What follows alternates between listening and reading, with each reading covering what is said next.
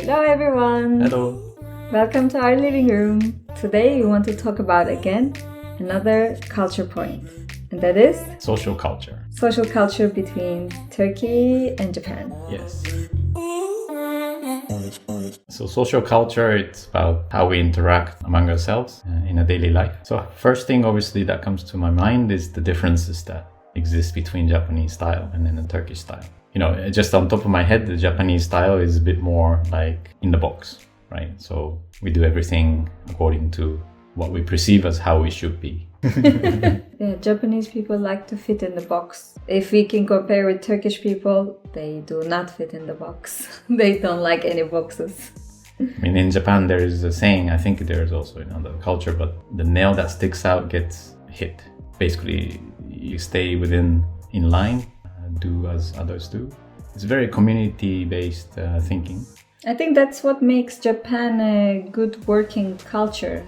You know, like why Japan is ahead of technologically than other countries, because you guys have good culture of working together, following the rules, where Turkey doesn't have. And Turkey is opposite of this. You know, we're not punctual, we're very spontaneous. So, for example, in Japan, when I go to Japan, I see people queuing up everywhere. I mean, the country is massive, right? The population is high.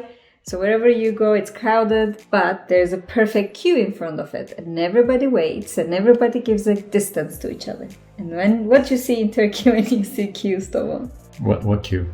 There are queues, and I get in the line and I always get angry because somebody tries to cross the line, right? Yeah, they can be sneaky, yes. You see like kind of wedging in and they try. And then once they get caught, like, oh, sorry, didn't know. Sometimes there's no sorry. Sometimes like, what are you talking about? And I got used to being in the queues from Switzerland as well. Not that there are too many queues here, but people respect each other in that way. And Turkey, I don't see this respect, and that drives me nuts. Another thing is booking appointments. I was talking about spontaneity. In Turkey, you decide spontaneously to do something with some people. It could be, a personal meeting or a work meeting. These things can be very spontaneous.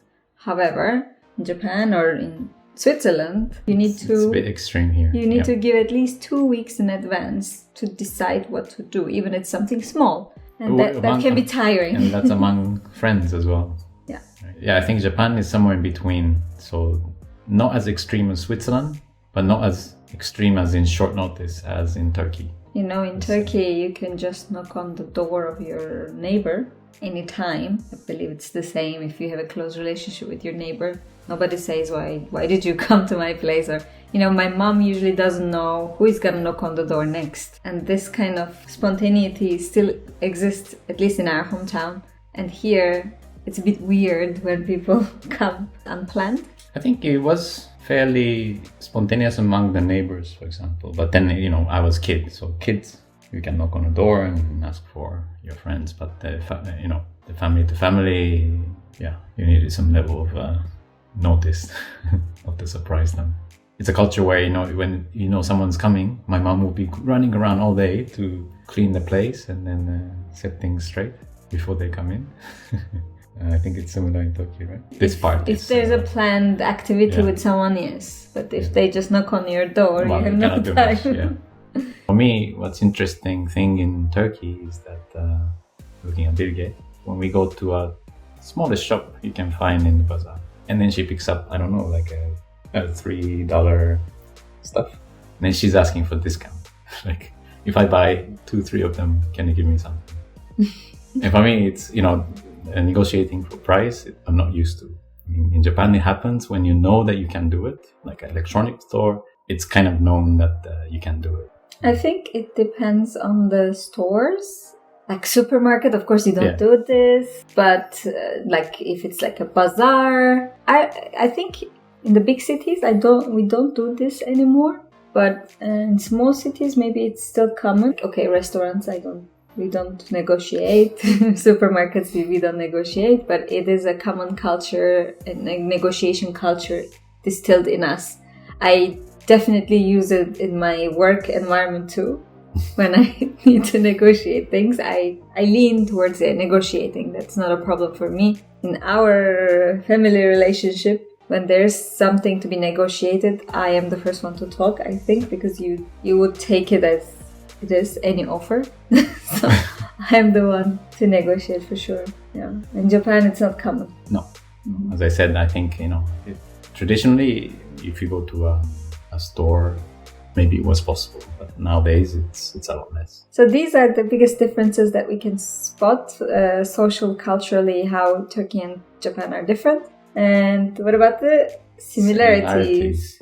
I think there is a lot of similarity, I feel. So basically, service side of culture, it's very similar. Service oriented. This hospitality mentality is very big. So I was saying to Birgit that I never experienced rude service in Turkey. Maybe I'm lucky, but also it's true that when you go to a store, of course I'm with Birgit, so they interact much smoother, but they're very professional and friendly as well. Yeah, I think Japan is top-notch when it comes to service. If you've been there, you might have noticed people will be their best respectful manner and give you the full service, from end to end, and make sure that you get pleasure out of it. So we are used to culturally this kind of service-oriented lifestyle, and in Switzerland we are a bit struggling.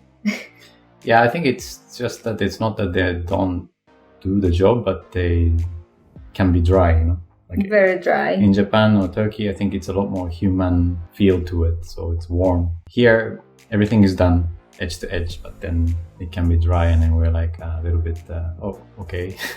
Because I think we're used to this, and when that doesn't happen, they have some problem with you, or we feel, at least I feel, personal. Like, they feel they don't like us, or they don't want to do this, or we feel a little bit let's say worried about the situation. I think, at least I do.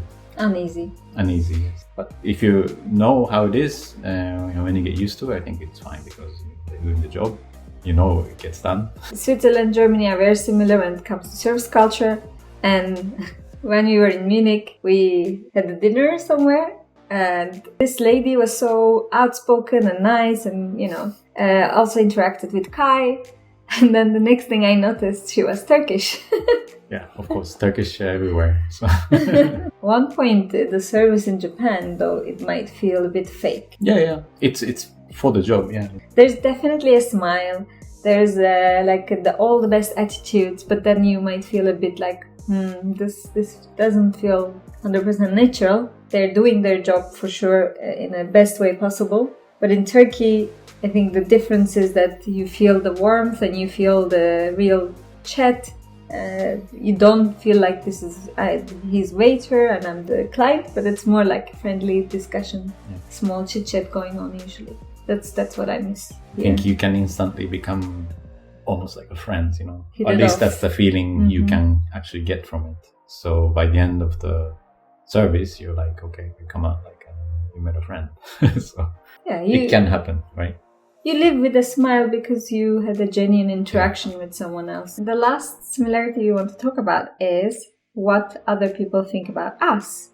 This is something both Japanese and Turkish people care a lot. We are doing things with the mindset, this person might be disturbed, this person might think badly about me. So we tend to make our steps thinking about others, which is not always a good thing. No. If it's mutual, it's okay, So others won't bother you and you don't bother them. To the level of respecting others, that's totally fine. On the other hand, it's not freeing one. So this creates a lot of social pressure. So both Turkey and Japan, I think, have a lot of social pressure around the expectations of people. So that's what makes us a good couple, because we both feel the pressure. No, I think we kind of have the similar boundaries, right? Yes. So we don't step out of it. So I don't feel nervous seeing what Birgit does, or maybe Birgit doesn't feel nervous what I do, because we sort of stay within the comfortable boundaries when it comes to social culture, social side of things. I think I try to also step out of comfort zone a lot, and maybe that makes you a bit uncomfortable. Yeah, but I mean, that's also Like we hold hands in Japan, on the streets. No, that's okay. That's okay. You are okay with it, but I mean, it's not still okay in Japan. I pretend I am not Japanese. With me, you can be something else. Exactly. I look like Japanese, but I'm not Japanese. Yeah, that's about it, I guess. I mean, there are still probably a lot of similarities and differences socially, how we are structured, how we are wired deep inside. But I think many things resonate between each other. If it doesn't, like being in the queue, that makes a good conversation between each other. Why do you do that? Why don't you queue here? Yeah, so in the end it's fun. And let us know what you think. Comment down below. And don't forget to subscribe to our channel. See you. See you on the next video. Bye. Bye.